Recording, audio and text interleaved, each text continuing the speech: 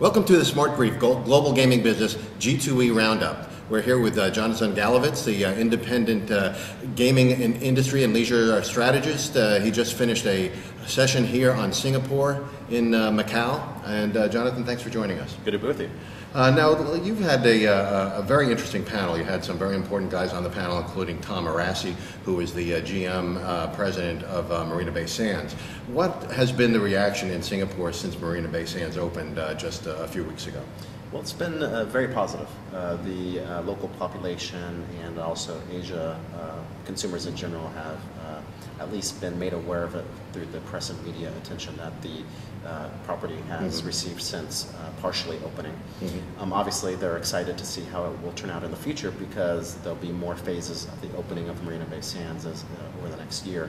But the general reception is very excited, very much looking to what it will be when it's all 100% open. And obviously the local population in Singapore is obviously trying to gauge what economic opportunities will continue to develop as a function of the property actually opening as well. Okay.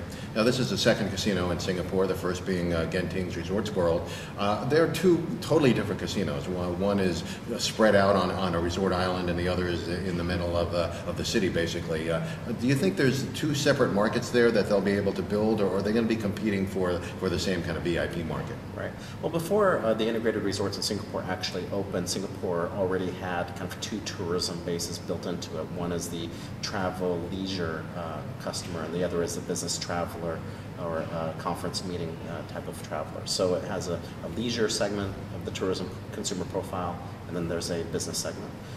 The integrated resorts in Singapore further capitalize upon those segments, and that the Resorts World Sentosa focuses on the leisure traveler, whereas Marina Bay Sands strategically is positioned for the business traveler, and it makes those propositions that much greater. So that dual demographic as far as tourism visitation, which ultimately leads into casino revenue, is really a function of a well thought out strategic plan by the Singapore government as it relates to their integrated resort development with casino gaming components. Okay.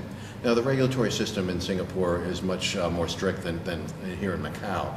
They won't allow VIP operators unless they get licensed, and just a series of cash reporting things that are very important. And they're very concerned about problem gambling amongst certainly their population and anybody who goes into the casino. Is this putting a crimp in the operational standards of the Singapore casinos?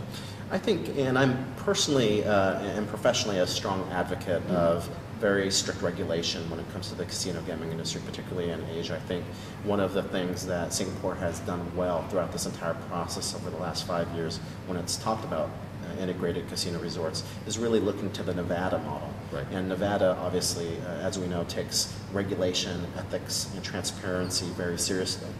And so the Singapore government has done the same thing all the way to this point. I don't think that they should stop when it comes to the junket operators and the revenue associated with that. I think that they should still take a very strong approach to strict regulation.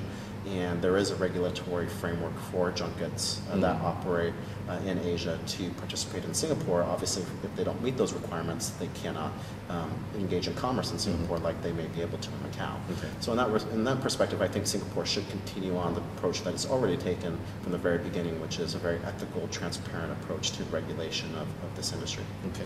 And what's your long-term prediction for the success of those properties? Are they going to be some of the most successful casinos in the world, do you think?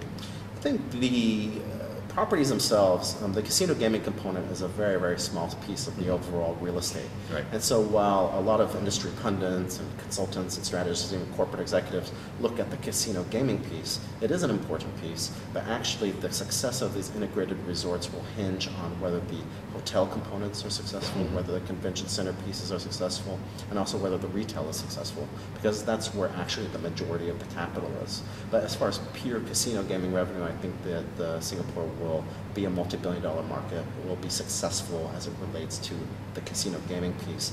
Whether the integrated resorts actually make superb or excellent returns on investments for their operators and owners is going to be another question to be answered in the future. Okay. Well, Jonathan Galaviz, thanks for joining us on the G2E Asia update, and stay tuned to this channel for further news about G2E Asia.